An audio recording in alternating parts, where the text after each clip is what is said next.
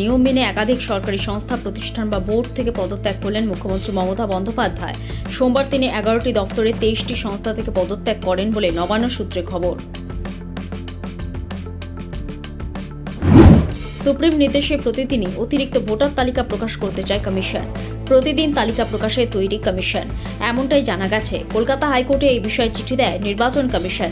High court প্রস্তুত থাকলে প্রতিদিন অতিরিক্ত ভোটার তালিকা প্রকাশ সম্ভব। বিকেল 5টার মধ্যে কলকাতা হাইকোর্টের রিপোর্ট এলেই তালিকা প্রকাশ। কলকাতা হাইকোর্টে জানালো নির্বাচন কমিশন। সফটওয়্যারও তৈরি বলে জানিয়েছে নির্বাচন কমিশন। রান্না গ্যাসের সিলিন্ডার বুকিংয়ের নিয়মে কোনো বদল হয়নি। গ্রাহকের নামে একটি সিলিন্ডার সংযোগ থাকুক বা দুটি, উজ্জ্বলা যোজনার গ্রাহক হন বা না হন, সকলের ক্ষেত্রে দুটি সিলিন্ডার বুক করার মাঝে সময়ের ব্যবধান আগে যা ছিল তাই থাকছে। অর্থাৎ শহরাঞ্চলে গ্রাহকদের ক্ষেত্রে 25 দিনের ব্যবধান এবং গ্রামাঞ্চলে গ্রাহকদের জন্য 45 দিনের ব্যবধান। বুধবার বিবৃতি প্রকাশ করে এমনটাই জানালো কেন্দ্র।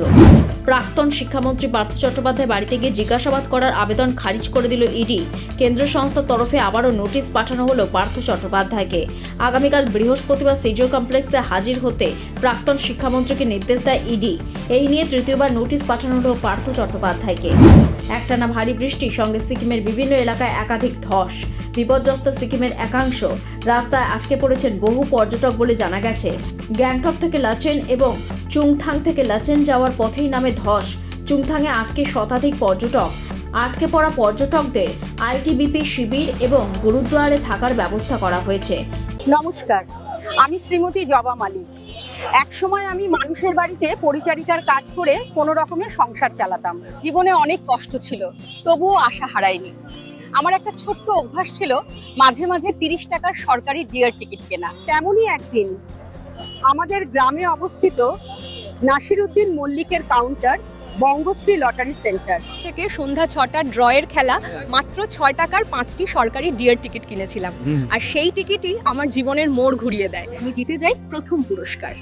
সেই দিনই নাসির বাবু তার প্রধান শাখা উত্তরপাড়ার নিউ বঙ্গশ্রী লটারি সেন্টারের কর্ণধার মনির মল্লিকের সহায়তায় আমার পুরস্কারপ্রাপ্ত টিকিটই সিকিম সরকারের সংশ্লিষ্ট দফতরে জমা করে দেন।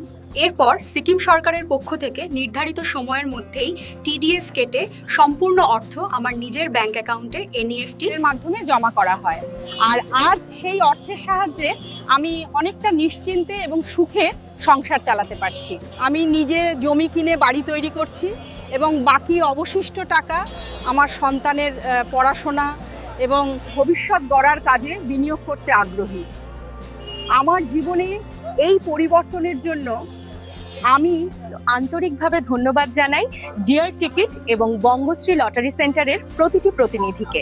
ধন্যবাদ।